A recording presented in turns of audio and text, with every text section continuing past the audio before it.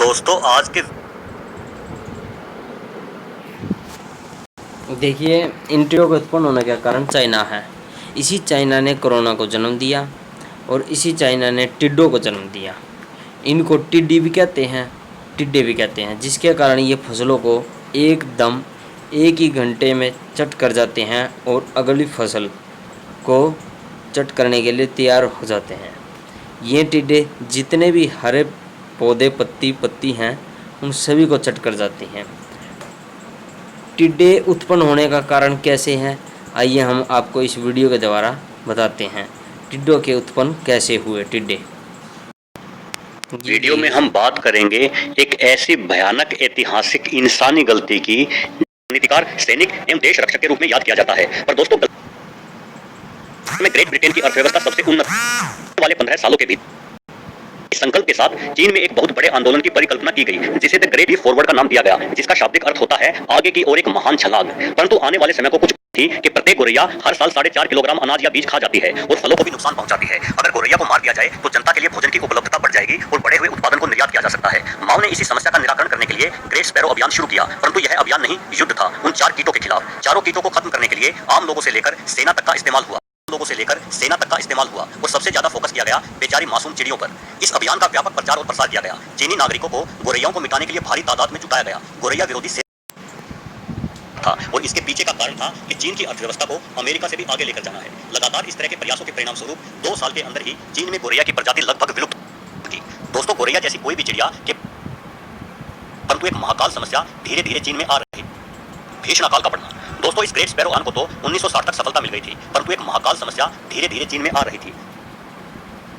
गोरैयों को मार गिरा गया। चीनी लोग खुशी में मरी हुई गोरैयों की माला बनाते थे। चीनी जनता में इस मासूम चिड़िया को जड़ से खत्म कर देने का एक पागलपन की हद तक जुनून सवार था और इसके पीछे का कारण था कि चीन की अर्थव्यवस्था को अमेरिका से भी आगे लेकर जाना है। लगातार इस तरह के प्रयासों के परिणाम स्वरूप 2 साल के अंदर ही चीन में गोरैया की प्रजाति लगभग विलुप्त हो गई। लेकिन चीन के लोग सिर्फ यही नहीं रुके। अभियान के इस पागलपन में लोगों ने गोरैया के अलावा अन्य पक्षियों को भी निशाना बनाना शुरू कर दिया, जिससे पूरे चीन में लगभग सभी पक्षियों की प्रजाति ही लुप्त होने के कगार पर आ खड़ी हुई। भीषण अकाल का पड़ना। दोस्तों, इस ग्रेट स्पैरो अभियान को तो 1960 तक सफलता मिल गई थी, परंतु एक महाकाल समस्या धीरे धीरे चीन में आ रही थी और वो थी भयंकर पर्यावरण असंतुलन की।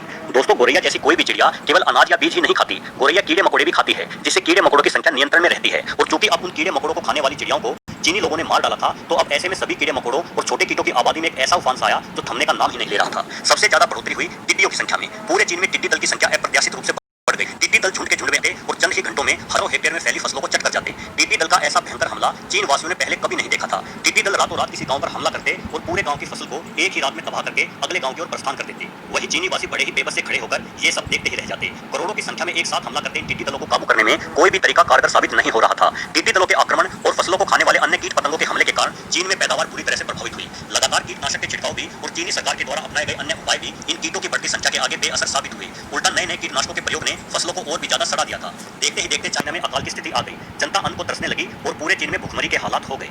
यह पता लगने पर कि गोरैया और अन्य पक्षी कीड़े मकोड़ों को खाकर पर्यावरण संतुलित रखने में अपना योगदान देते हैं, माओ ने 1960 में गोरैया मारने का अभियान स्थगित कर दिया। लेकिन तब तक बहुत देर हो चुकी थी। पर्यावरण असंतुलन अपना काम कर चुका था। अकाल के कारण करोड़ों लोग खाने को तरस तरस कर मर गए। 1958 से 1961 के 3 सालों में चीन में 30 मिलियन यानी 3 करोड़ लोग मारे गए थे। बेशक चीनी सरकार ने मरने वालों की आधिकारिक संख्या 15 मिलियन ही बताई थी, लेकिन कुछ विद्वानों का अनुमान था कि भूख से मरने वालों की संख्या 45 मिलियन यानी 4.5 करोड़ तक थी। इस घटना को चाइना के इतिहास में करोड़ों लोग भूख की वजह से मारे गए थे।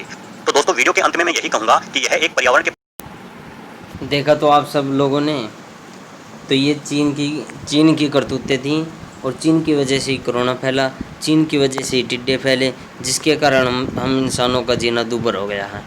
इन मीची आँखों वालों को अब मैं क्या कहूँ, जो उल्लू से भी तेज़ आँखें ले रहे हैं और इतनी आँखों को मीचते हैं, लेकिन ये इस तरह देखते हैं कि उन गोरैयों को भी ये खा गए। चमगादड़ को ये खा जाते हैं। इन जिन्हें हम गोरैया कहते हैं, इन्होंने इनको भी नहीं छोड़ा। तो मेरा मतलब यही है कि ये चाइना की करतूतें हैं टिड्डों का कारण। हम इंसान यही सोचते होंगे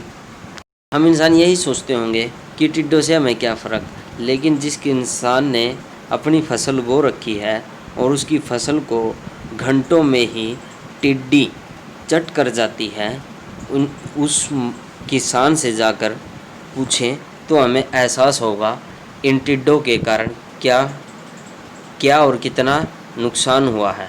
तो आप लोगों से यही उम्मीद है कि ये मेरी वीडियो को ज़्यादा से ज़्यादा शेयर करें और चीन के सामान को, चीन का बना हर प्रोडक्ट कैंसिल करें। यही मेरी भारतवासियों से गुजारिश है।